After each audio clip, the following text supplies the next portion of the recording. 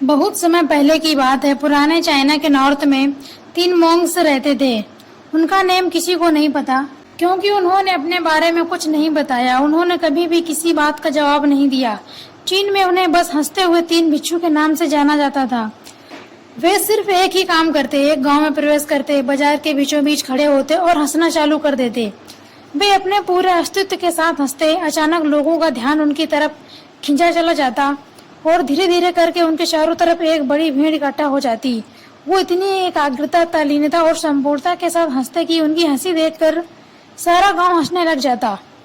जब वो पूरा गांव हंसी के समुद्र में डूब जाता तो वे दूसरे गांव चले जाते। वे ना तो कुछ बोलते, ना ही कुछ उपदेश देते और ना ही कोई शिक्षा देते। वे जहाँ भी जाते अपनी हंसी से ऐसा माहौल बना देते कि लोग अपने सारे दुख दर्द भूलकर हंसने लग जाते। धीरे धीरे चाइना के लोग उन्हें बहुत प्यार करने लगे और पूरे चाइना में फेमस होते गए 3 लाफ्टर मोंग के नाम से। चाइना के लोग उन्हें बहुत प्यार करते और उनका बहुत सम्मान करते। इससे पहले और इनके बाद कभी भी इस तरह से किसी ने प्रचार नहीं किया। जीवन केवल एक हंसी होना चाहिए और कुछ नहीं।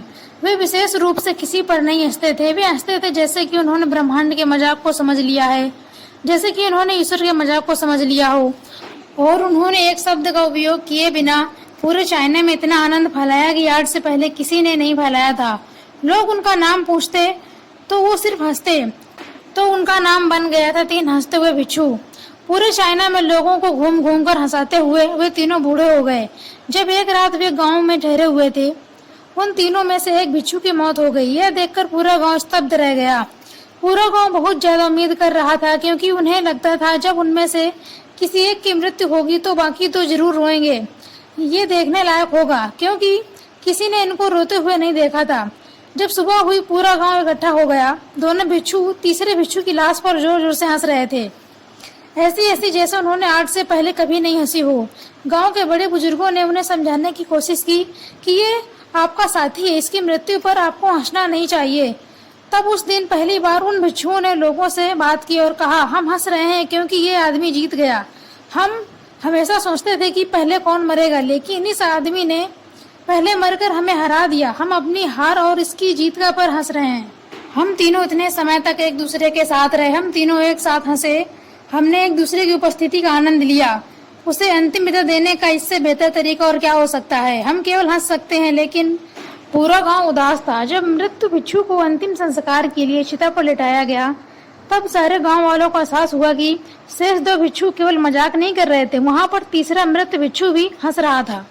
चीन में एक प्रथा थी, जब किसी आदमी की मृत्यु होती थी तो उसके पुराने कपड़े उतारकर उसे नहला धुलाकर नए कपड़े पहना दिए जाते थे। लेकिन मरने से पहले उस भिक्षु ने अपने साथियों से कपड़े न बदलने को कहा था। तीसरे भिक्षु ने कहा था, मुझे स्नान नहीं कराना, क्योंकि मैं कभी अशुद्ध हुआ ही नहीं। मेरे जीवन में इतनी हंसी आई कि कोई अशुद्धता जमा ही नहीं हो सकती थी। जब उस तीसरे भिक्षु के शरीर पर आग लगाई गई, तब गांव वालों को पता चला कि उस भिक्षु ने मरने से पहले अपने जेब में कुछ चीनी पटाखों को छुपा रखा था, जो आग लगाने के बाद फटकर आसमान में रंग बिरंगे कलरों में फैल गए। और यह देखकर पूरा गांव एक बार फिर से जोर जोर से हंसने लगा। यह देखकर अब दोनों भिक्षुओं ने कहा, चालाक आदमी, तुम मर चुके हो, लेकिन तुमने एक बार फिर हमें हरा दिया। तुम्हारे द्वारा पैदा की गई ये हंसी गांव वालों के लिए आखिरी हंसी थी।